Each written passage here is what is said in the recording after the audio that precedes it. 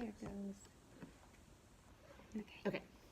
All right. Well, thank you for letting me come in on Wednesday. I really enjoyed watching your kiddos interact with each other and with you. It was amazing. To get to see them in a different light. So, Math versus language arts. yes, yeah. So, so today we're going to talk about the lesson that I observed. Okay. I got to see lots of different aspects of your math and not just a whole group, so that was really cool to see. And then you're going to have an opportunity to reflect on your lesson Okay. and talk about it. I want you to think about the strengths of the lesson and then maybe something that you would want to do different, Okay. or maybe something that you can strengthen for next time. So, but let's start with your thoughts on the lesson. When you think back on the lesson, what do you think went really well? Well, you kind of saw two things. So we started with small group. So that was a reteaching lesson on, I'm trying to remember. Oh, Fraction, rounding. yeah. Rounding. Oh, yeah, rounding. So it was on rounding. And those are two kiddos that have been struggling with rounding for quite some time. It was a second week introduction kind of thing, and they are I've weeded it down, so now there's just two, and then there were two.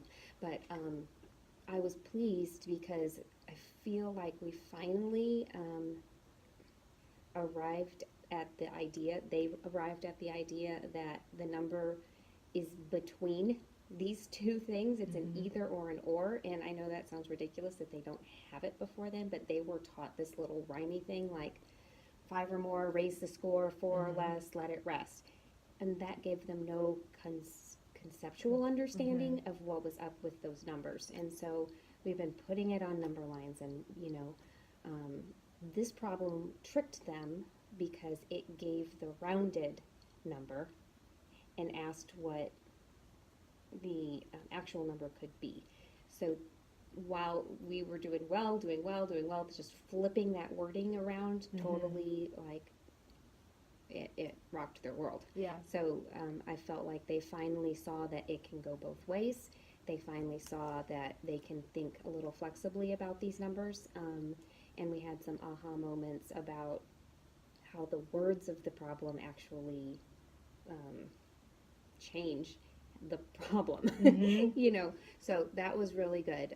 Things that could go better, I think if I would have had some different kinds of manipulatives out, like I had the whiteboards and we were using a number line, which is a solid strategy for rounding, but I think if I could figure out like maybe the place value discs, I was thinking could maybe solidify that a little bit more. So your questioning for them was spot on. It really got them to verbalize what you expected them to be doing. Like by the end of that, they were able to really say, this number means this. This is what this number means. Right. And That the problem, was and to painful. me, yes, they did. They struggled, but you broke it down, and when you were asking Kira, like, where does this number fall on the number line, or what's the middle of this number line? She was struggling, to find. So you took it even smaller. We went to you I think we went to the tens, and then we went to the yes. hundreds, and then we went to the thousand, and the number we were rounding was in the 10,000. So it took coming all the way back to the down. tens for her to But say. that consistency of like pushing on, we're gonna get you there. And she seemed to finally at the end be able to plot all of those numbers on the number line. That's the thing So. with kids and numbers is the big numbers scare them, and I'm always, don't be scared by big numbers. They are just like small numbers, only bigger. Yeah. So showing them this is a small number. What's Yeah. half of it? 45. What's halfway between 40 and 45? Awesome. What's halfway between 400 and 500? 450. Okay, cool. So now what's just letting them see it's if you have it here, you have it here too. It's just changing the place. Right. So. Right. And when you walk, I stayed near them when you went to walk around, and their conversation between her and Monica was again, spot on. They were able to kind of talk about what that was and what they were doing. So Good. Yeah, it was good to see. Okay, so talk a little bit about when you guys went to the floor. I loved the talk, the prove disprove. Prove or disprove Yeah, it. so tell me a little bit about that. How do you come to a student to student conversation like that? That took a lot of work. That was a lot of groundwork. We talk about accountable talk. We talk about how to respectfully disagree with people. And we spend a lot of time on fixed mindset versus growth mindset, and how if you have a growth mindset, you know you're going to make mistakes. So when someone helps you find a mistake, we should kind of celebrate that a little bit, because it means we're all learning. You helped us learn something new, and now you know something new too. So I think once all that groundwork is laid, then they are way more willing to take a risk. So when they throw something up there, and sometimes they know that I'll have them put a number up on the board because they're wrong. So they see all of the different,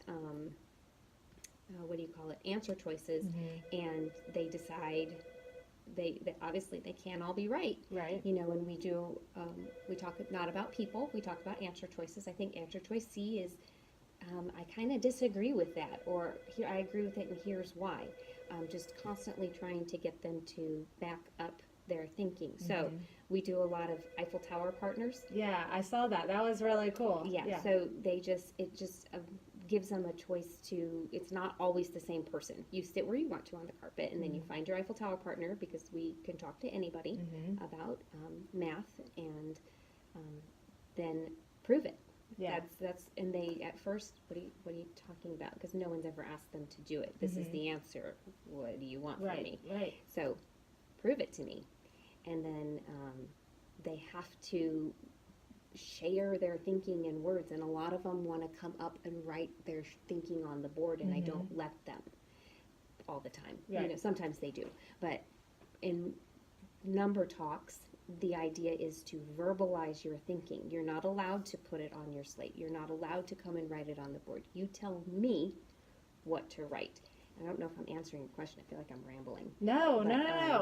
But, I just asked you how you I guys arrived came at about. that. Yeah, so Because the conversation those kids had was awesome. It was just, they were very positive with each other and feeding off each other's answers. Right. Another thing, when I think it was the warm up, that you had them go up and write a student for each answer or each question. They went and answered it on the board, and then you had another student go up there with them and say, just look at the answer and then determine if they agreed or disagreed with them.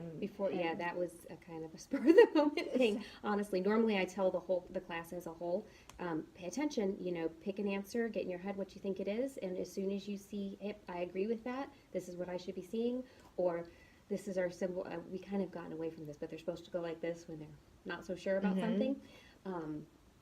But I thought, you know what, it's been a while since we'd done that concept, and I wanted them to kind of have that little backup of, okay, I'm putting this up here, I'm taking a risk. It's been a long time since we've done parts of a fraction, written it like that.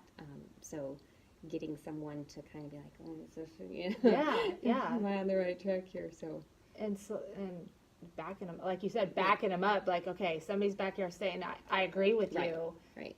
Or helping me if they don't. Yeah. And I actually really did that because I sent Katie up. And I saw Katie by herself, and because I told you it was spur of the moment, and I just remembered why I thought to do that, because I sent Katie, and I didn't want her alone up there. So and you knowing your student and knowing that who she is and how she functions, that's I totally forgot that's why I did it. Yeah, there you go. It was like, I don't trying to math, so build her really up. Cool. So very cool. One thing I noticed was Emmy, when he was over here working independently, he needed a keyboard or mouse or something. I can't remember what it is that he got, but he went over there and he got it. Like, Mm-hmm. You know, the kids know where to go to get things. Yeah. They seem very independent. Most of them are. And they know where their supplies are, so kudos to that, because they need that Working on it. that responsibility. We're working on it. So very good, very good. So let's see, where are we in my notes here? All your transition. Tell me about your transition. Do you remember you did the countdown, and then as you're getting closer, you moved to decimals. Tell me about that. Oh, well, we're working on decimals, so I'm constantly trying to find a way to integrate it into our daily thing, our daily routines. And so I think I asked them, I thought, gosh, I'm at 1 and I've got a lot of kids, so who can help me? You know, how can I want to give them more time, but I don't want to use fractions because, you know, when we were doing fractions, I go 3/4, 1/2, 1/4, 1/8, whatever. And they sat there for a minute. It was kind of cool. They were like, how can we not? And it was like, decimals! So that was pretty fun to see them latch on to how they could apply it then in their everyday life. That's a struggle for math sometimes. Well, and it's a big deal. Mhm. Like, they need to realize that decimals aren't just, yes, but yeah, exactly. So it was really neat to see that, the use of not just numbers, but using what they've Right. been practicing, Let's something apply it. they struggle with too. So, okay, well, let's shift our focus. What do you, Oh, she's leaving. oh yeah, hold on.